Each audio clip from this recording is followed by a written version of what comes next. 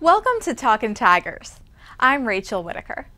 LSU will start its season with a crucial road win if they knock off Mississippi State Saturday at 8:15. But it won't be easy to avenge last season's loss. So let's finish the week with keys to the game with our LSU columnist, Ron Higgins. Ron, coming to us from the mobile studio here on this Friday. Good to see you. Good to see you.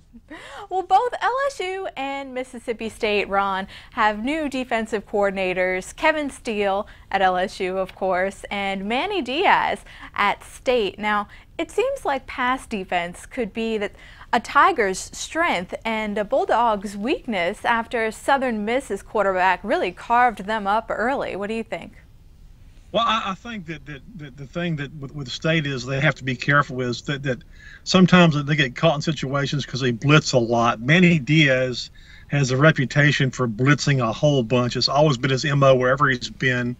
And sometimes if you get a veteran quarterback that picks it up, you can really get burned. And I thought that happened a few times to them, in the first half of that game. But they eventually got it straightened out some.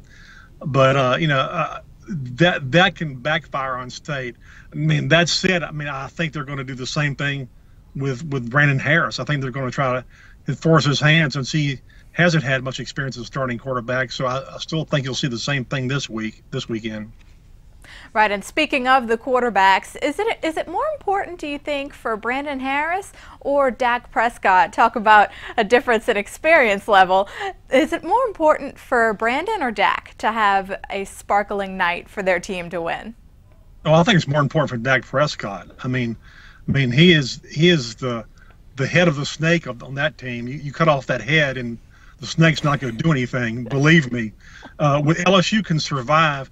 Brandon didn't have to play great. He just has to play good because he's got a bunch of weapons around him in a running game that goes four deep and a great offensive line. And, it could be one of these things where I think LSU starts out slow offensively, then picks up steam. But I think the defense is going to play lights out. I mean, just in the three, downs against McNeese State, you could see how fast and quick they are, how they fly to the ball. And I really think they're motivated.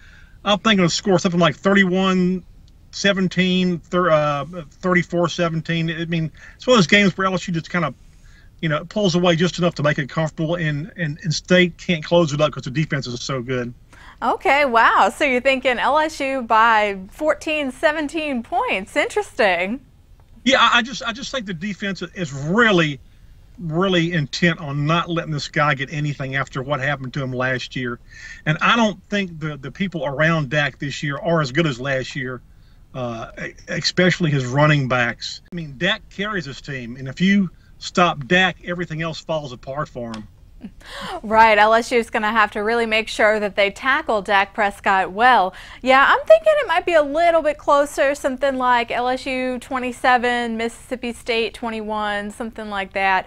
But again, LSU is gonna have to overcome those cowbells in Starkville. They set the Guinness World Record on Thursday night for the most cowbell ringing in one location, just in case anybody wanted to know that. So, Rod, enjoy Starkville. Thanks so much.